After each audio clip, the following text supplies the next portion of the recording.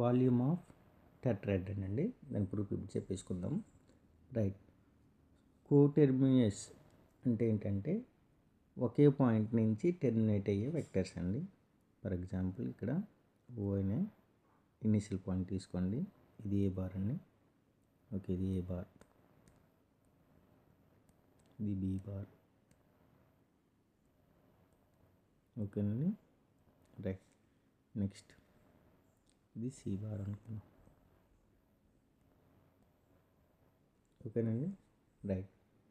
So volume of tetrahedron అంటే V = 1/3 into base area అండి. అంటే ఇప్పుడు దీని తాలూకా ఏరియా ఫైండ్ అవుట్ చేద్దాం.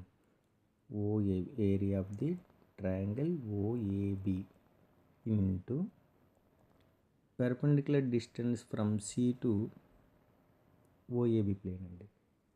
ఓకే, ఆ బేస్ మీదకి మనకి పెర్పెండిక్యులర్ రాసేద్దాం. దీన్ని ఇప్పుడు జాయిన్ చేద్దామండి. ఇది N అనుకుందాం. రైటా? ఓకేనండి. Let us consider that is CN value is H. ఓకేనండి. Right. So area of the triangle OAB మనకు తెలుసండి. A bar cross B bar magnitude వస్తుంది. ఓకే అండి. A బార్ 1/2 ఏంటండి, A bar B bar into H అండి. Right. ఇక్కడ 1/3 ఉంటుంది. ఓకేనండి. రైట్. సో ఈ రిజల్టెంట్ ఎలాగుంటుందండి? It is perpendicular to triangle OAB plane. అంటే ఇది కూడా పర్పెండిక్యులర్గా ఉంటుంది OAB ప్లేన్కి, ఇది కూడా పర్పెండిక్యులర్గా ఉంటాయండి. ఈ రెండు ప్యారలల్గా ఉంటాయండి. రైట్. 1/6 ఇంటూ ఓకే అండి A bar B bar magnitude into H అండి. H వాల్యూ ఎలా వస్తుందో చూద్దామండి.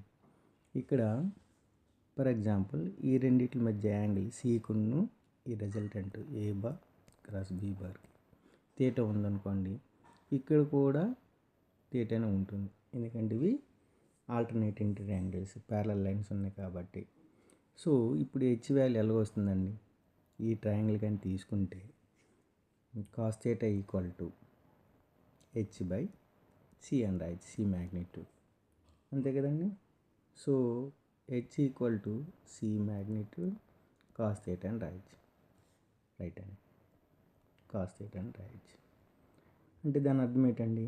1/6 ఇంటూ ఈ వెక్టర్కును ఈ వెక్టర్ ఏదైతే ఉన్నాయో వాటి తాలూకా డాట్ ప్రోడక్ట్ అనమాట. అంటే ఎలా రాయొచ్చండి? A bar cross B bar dot C bar అని రాయొచ్చు కదండి మొత్తం రిజల్ట్ని. రైట్. సో 1/6 ఇంటూ, సో దీని డెఫినేషన్ ఏంటండి? Box of ABC. Box of ABC. అంతే కదండి. So that is the proof of the volume of tetrahedron.